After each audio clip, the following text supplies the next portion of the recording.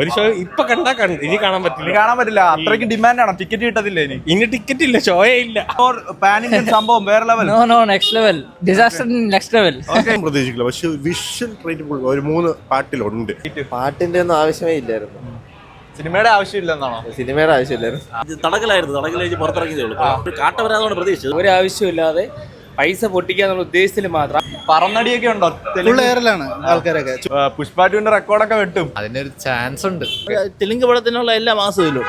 Hi friends, welcome back. Indian സിനിമയുടെ ബ്രഹ്മാണ്ഡ director Shankar 400 കോടി ബഡ്ജറ്റിൽ ഒരുക്കുന്ന പാൻ ഇന്ത്യൻ സംഭവം കാർത്തിക് സുബ്ബരാജിന്റെ സ്റ്റോറിയിൽ ഗ്ലോബൽ സ്റ്റാർ രാം ചരനെ വെച്ച് ഇന്ത്യൻ 2-ന് ശേഷം ശങ്കർ എന്താണ് പണി വെച്ചിരിക്കുന്നത് നമുക്കൊന്ന് ചോദിച്ചു നോക്കാം. നേരെ game changer review. It's perfect game over for Shankar, not only for Ram Charan, for Shankar. Game changed or pan Indian സംഭവം വേറെ ലെവൽ? No next level, disaster next level. Okay.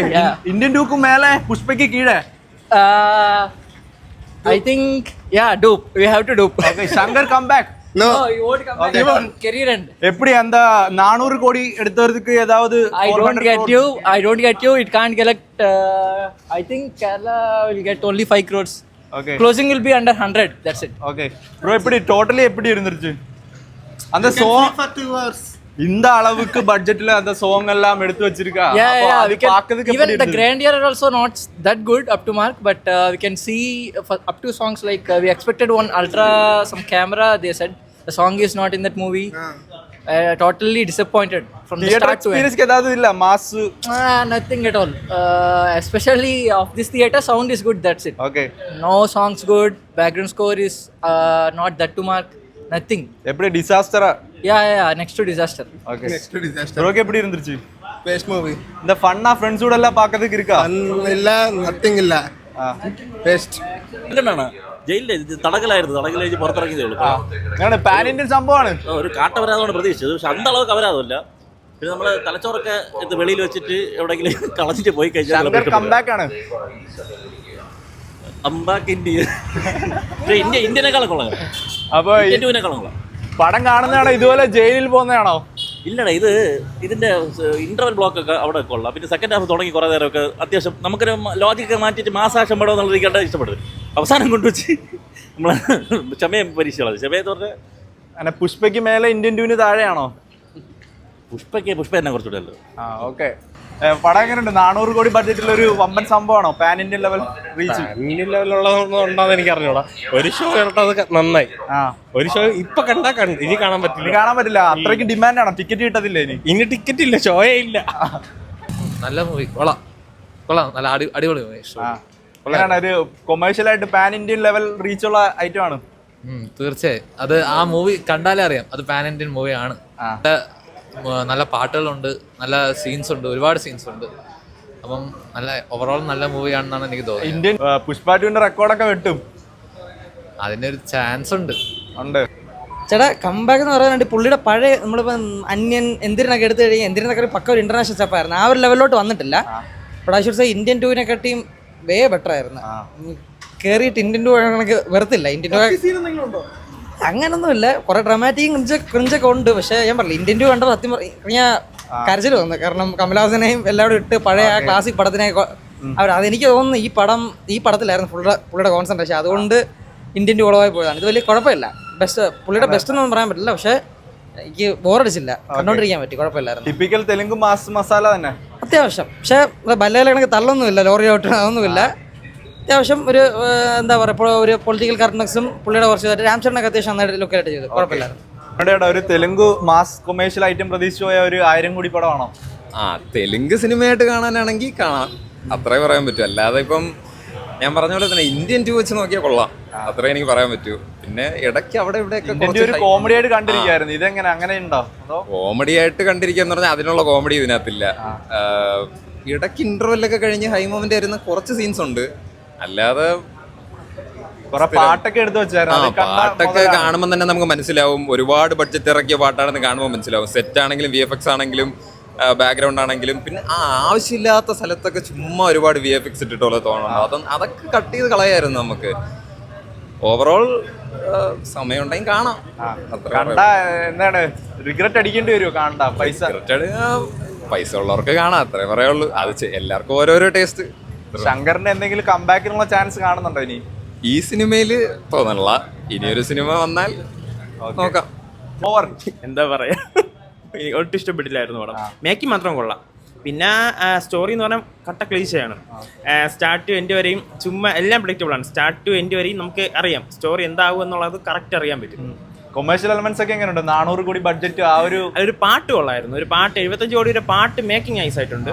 Making wise full nice ആയിട്ട് ചെയ്തിട്ടുണ്ട്. പിന്നെ ആളുകൾ പറക്കണതും car പറക്കണതൊക്കെ അതൊന്നും കണ്ടിരിക്കാൻ വയ്യ. എന്നാലും കൊമേഴ്ഷ്യൽ ടിപ്പിക്കൽ തെലുങ്കായിട്ട് കണ്ടിരുന്നാലും അല്ല, എന്നാലും തെലുങ്ക് പടങ്ങളെ കാണുന്നേ, പക്ഷെ ഇത്രയ്ക്കുള്ള ഇത് ഞാൻ കണ്ടില്ല.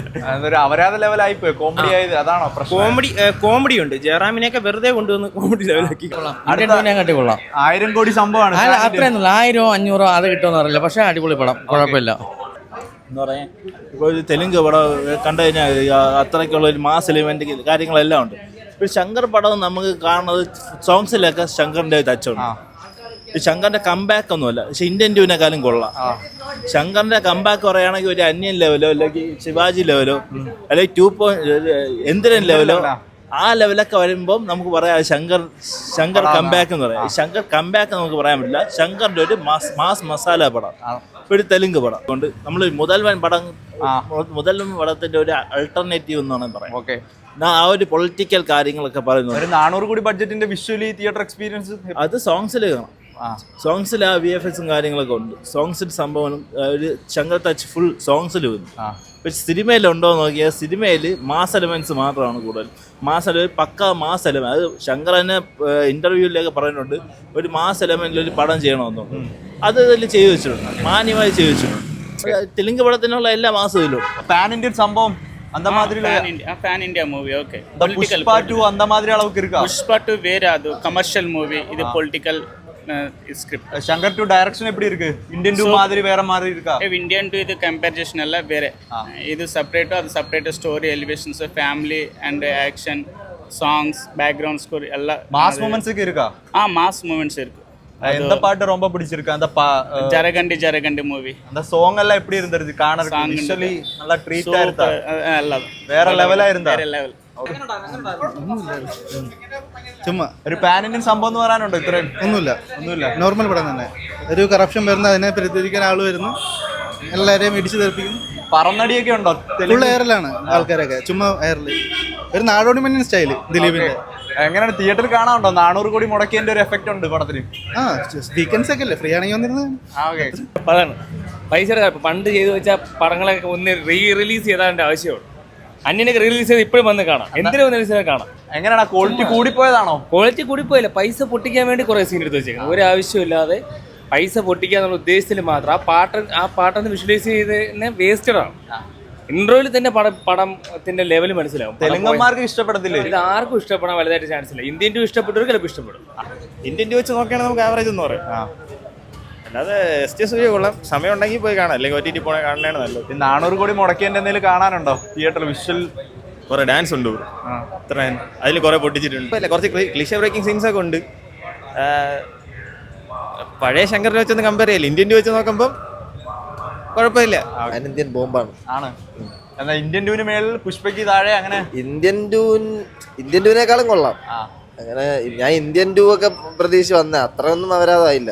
എന്തൊക്കെയോ നടക്കുന്നുണ്ട്, അതേ നമുക്കൊന്നും തോന്നുന്നില്ല ഇത് കണ്ടാൽ തന്നെ. പ്രത്യേകിച്ച് കാർത്തിക് സുബ്രാജിന്റെ സ്റ്റോറി ആയിരുന്നു, അതിന്റെ എന്തെങ്കിലും ഗുണമുണ്ടോ? സ്റ്റോറി വൈസ് മേക്കിംഗ് ആണോ പാളിയത്? സ്റ്റോറി സ്ഥിരം സ്റ്റോറി തന്നെ, മറ്റേ ഒരു ഓഫീസർ വന്നെല്ലാം നന്നാക്കാൻ നടക്കുന്നത്. പുതിയായിട്ടൊന്നും ഇല്ല എൻ്റെ അകത്ത്. പിന്നെ കുറെ അനാവശ്യമായിട്ടുള്ള VFX ഒക്കെ ഉണ്ട്, ഒരു കാര്യമില്ലാത്ത വെറുപ്പിക്കുന്ന VFX ഒക്കെ ഉണ്ട്.